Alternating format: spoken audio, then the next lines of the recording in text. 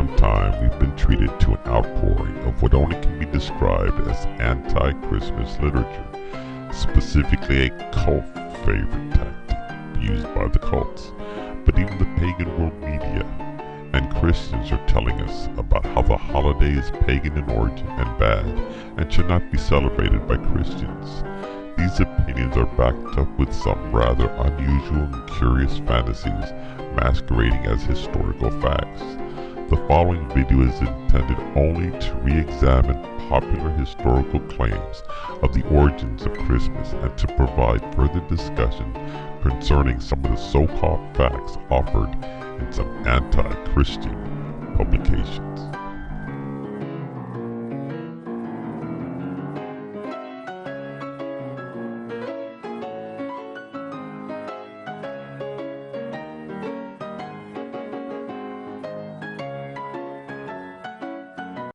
There is one extremely popular theory about the origin of Christmas. The most loudly touted theory about the origins of the Christmas date is that it was borrowed from pagan celebrations. The Romans had a midwinter Saturnalia festival in late December. Barbarian peoples of northern and western Europe kept holidays at similar times. To top it off in 274 CE, the Roman Emperor Aurelian established a feast of the birth of Sol Invictus, the unconquered Sunday on December 25, Christmas. The argument goes, it's really a spin-off from these pagan solar festivals. According to this theory, early Christians deliberately chose these dates to encourage the spread of Christmas and Christianity throughout the Roman world. If Christmas looked like a pagan holiday, more pagans would be open to both the holiday and the god whose birth it celebrated. Despite its popularity today, this theory of Christmas's origins has its problems. It is not found in any ancient Christian writings. For one thing, Christian authors of the time do note a connection between the solstice and Jesus' birth. The Church Father Ambrose, for example, described Christ as the true Son, who outshone the fallen gods of the old order. The early Church Fathers saw the coincidence as a providential sign, as natural proof that God had selected Jesus over the false pagan gods. It is not until the 12th century that we find the first suggestion that Jesus' birth celebration was deliberately set at the time of pagan feasts. A marginal note on a manuscript of the writings of the Syriac biblical commentator Dionysius Bar Salib states that in ancient times the Christmas holiday was actually shifted from January 6 to December 25, so that it fell on the same date as the pagan Sol Invictus holiday. The idea disappeared until the 18th and 19th centuries, when Bible scholars, spurred on by the new study of comparative religions, latched on to this idea. They claimed that because the early Christians didn't know when Jesus was born, they simply assimilated the pagan solstice festival for their own purposes, claiming it as the time of the Messiah's birth, and celebrating it accordingly. More recent studies have shown that many of the holiday's modern trappings appears to reflect pagan customs borrowed much later as Christianity expanded into northern and western Europe. The Christmas tree, for example, has been linked with late medieval Druidic practices. This has only encouraged modern audiences to assume that the date too must be pagan. There are problems with this popular theory, however, as many scholars recognize. Most significantly, the first mention of a date for Christmas was CE 200, and the earliest celebrations that we know about were CE 250 to 300. They come in a period when Christians were not borrowing heavily from pagan traditions of such an obvious character. Granted, Christian belief and practice were not formed in isolation. Many early elements of Christian worship, including Eucharistic meals, meals honoring martyrs, and much early Christian funerary art, would have been quite comprehensible to pagan observers. Yet in the first few centuries CE, the persecuted Christian minority was greatly concerned with distancing itself from the larger public pagan religious observances such as sacrifices, games, and holidays.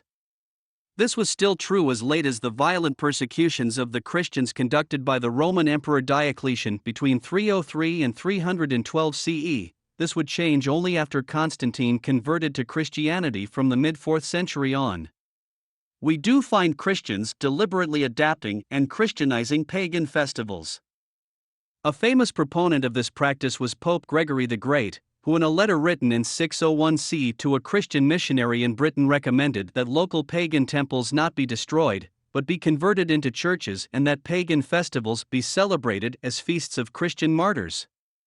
At this late point, Christmas may well have acquired some pagan trappings, but we don't have evidence of Christians adopting pagan festivals in the 3rd century, at which point dates for Christmas were established.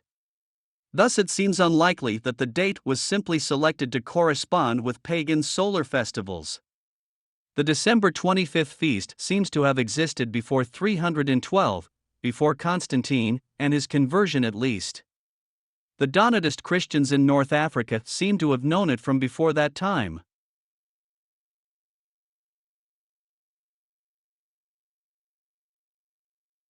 A huge mistake we Christians make when explaining the Bible and Scripture is when we form a frame of thinking based on our time, our culture, and our current way of thinking and explaining things. Today, the popular thing to do is to change Merry Christmas to Happy Holidays. We see many coexist stickers and politically correct slogans.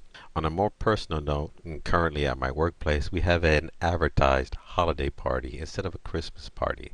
Some people boycotted it 3 years ago, and only a handful of people went. The store manager was not pleased, so he stepped in and ordered all the supervisors to attend the next ones. At our last meetings, we were lured in with thoughts of how much time, work, and money was put into the event, the gifts that were going to be handed out, and of course, the great party it was going to be. The politically correct movement is very strong today, so yes, if that attitude existed back then we can reasonably see the Christian's origins having its roots in pagan holidays. But the question is, were the Christians at that time like that? Did these Christians cave into peer pressure? Would they go along with the popular trend? You hold my world in the palm of your hand, and I am yours forever.